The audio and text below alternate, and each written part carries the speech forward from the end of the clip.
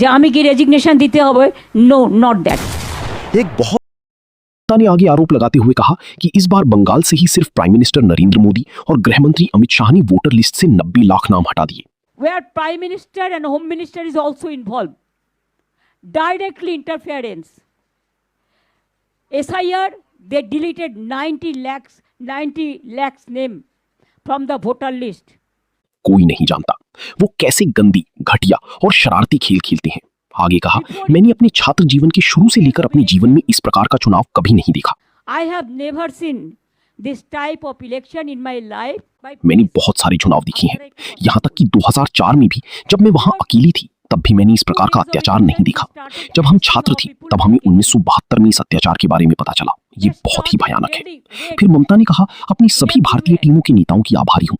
I am grateful to all my India team's leader. Sonia ji rang up me, Rahul Gandhi rang up me, Arvind Kejriwal, Uddhav Thackeray, Akhilesh Yadav, Tejaswi, Hemant Soren Yadav, Jharkhand Chief Minister, all the allies of United India Alliance. जिन लोगों ने मुझे phone किया, जैसे राहुल गांधी ने मुझे phone किया, केरल उद्धव बकलस जादुई Hamoon John मुख्यमंत्री, यूनाइटेड इंडिया अलायंस के सभी सहयोगियों ने कहा कि हम पूरी तरह से आप। उनका कहना है वो राज्यपाल से नहीं मिलने जाएंगी, कोई प्रोग्राम नहीं है राज्यपाल से मिलने का और वो इस्तीफा नहीं देंगी और ना ही राजभवन जाएंगी। उनका कहना है कि पश्चिम बंगाल में टीएमसी की हार नहीं हुई है बल्कि धोखे से हराया गया। उन्होंने प्रेस कॉन्फ्रेंस की, तमाम तरह के आरोप लगाए कि बूथ कैप्चरिंग की गई, ईवीएम्स में गड़बड़ियां की गई, दबाव डाल के जो है गलत वोट्स डाले गए। इस तरह के तमाम उनके आरोप उन्होंने लगाए हैं।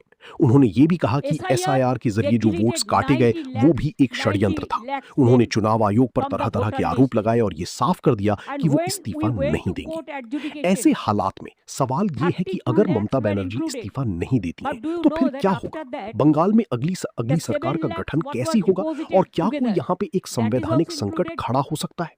देखिए, इसको लेकर स्थिति अगर हम साफ करें, भारतीय संविधान के अनुसार मुख्यमंत्री का पद राज्यपाल के प्रसाद पर्यंत यानी उनकी मर्जी तक रहता है।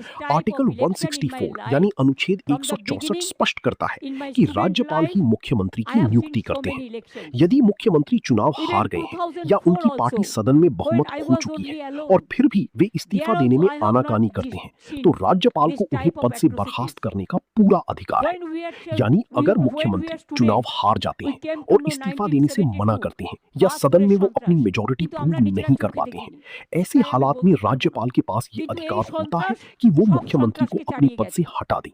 राज्यपाल एक आधिकारिक आदेश जारी कर वर्तमान सरकार को तत्काल प्रभाव से भंग कर सकती है। राज्यपाल के पास ये अधिकार है कि वो अगर चाहें तो एक आदेश जारी करके जो सरकार है उसे भंग कर सकती हैं। ऐसी स्थिति में देखिए, अब ये बात कही जा रही है कि ममता बनर्जी ने की कहा है कि वो इस्तीफा नहीं देंगी। बंगाल में आउट थोड़ा ज्यादा हुआ कि हम लोग जैसा फाइट किया इंची टू इंची, इतना फाइट हम लोगों ने किया जिंदगी मौत को सामने रख के। तब भी अगर हमारा फाइट तो बीजेपी का साथ नहीं था, हमारा फाइट था इलेक्शन कमीशन का साथ। और अगर इलेक्शन कमीशन बेच जाए, अगर जुडिशियरी से कोई जस्टिस ना मिले, अगर इतना लोगों को लॉजिस्टिकल नाम पे निकाल दिया जाए, वन साइडेड इलेक्शन ऑफिसर लोग काम करे, स्विच ऑफ कर दे, ईवीएम मशीन कैप्चर करे। आप हमको बताइए, जब लोगों ने वोट देता है मशीन में, उसका चार्ज, बैटरी चार्ज 40 का नीचे उतर जाता है, लेकिन 1995 कैसे हुआ? ममता जी, आपको एजेंट को बुलाइए, वो तो पास ही नहीं है उसका पास, सब छोड़ के छीन लिया। हम बोला कैसे घुसेंगे? धक्का मार के हमको उधर से निकाल दिया। हमारा इलेक्शन एजेंट को इतना मारा, काउंटिंग एजेंट को, सबको मारा, 5-6 पार्टी को मारा। लेकिन कंप्लेंट किसको करेंगे? वो तो पूरा परचेज है ना, सेलेबल कमोडिटीज। यही हुआ बंगाल में। बंगाल का असली चेहरा और कुछ अलग है, लेकिन जो चेहरा निकाला ये election commission, BJP and government of India, all central forces का एक जॉइंट ट्रायो कॉम्बिनेशन का साथ हम लोग को लड़ने पड़ा। हाँ, वो मीटिंग करके करेगा। एक कोई हमारा पार्टी बीजेपी का माफिक नहीं है जो इंस्ट्रक्शन देता है होता है। हमारा पार्टी हमारा डेमोक्रेटिक सिस्टम फॉलो करके करते हैं। नहीं किया है, कोई कैंडिडेट सैबोटेज कभी अपन को नहीं कर सकता है। आप लोगों ने सबसे ज्यादा सैबोटेज किया है from the beginning, from the morning. এসব আপনাকে তো আমি স্ট্র্যাটেজি বলতে যাব না, please. Strategy will be discussed within our party members, but united alliance is for all the political party. So thank you very much. सब आपको मिल जाएगा information. Wait and see. Thank you so much, thanks a lot. निश्चय निश्चय निश्चय।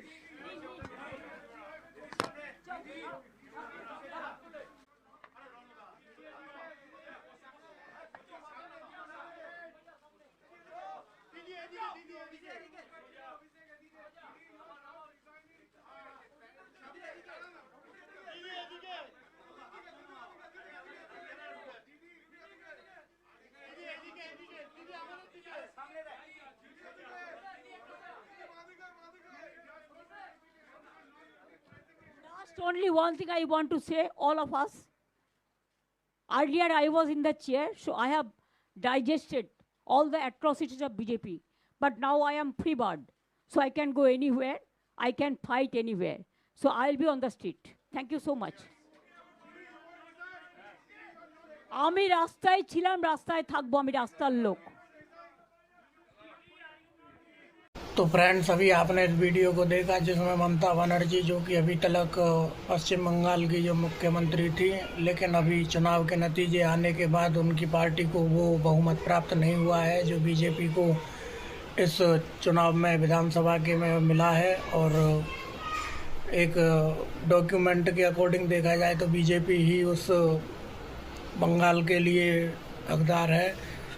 तो आप इसके बारे में राय दें, जो ममता बनर्जी बोल रही हैं या कह रही हैं, क्या वह सही है या आगे क्या होगा उसके बारे में अपडेट दी जाएगी।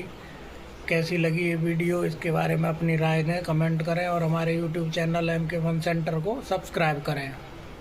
ओके, राधे राधे।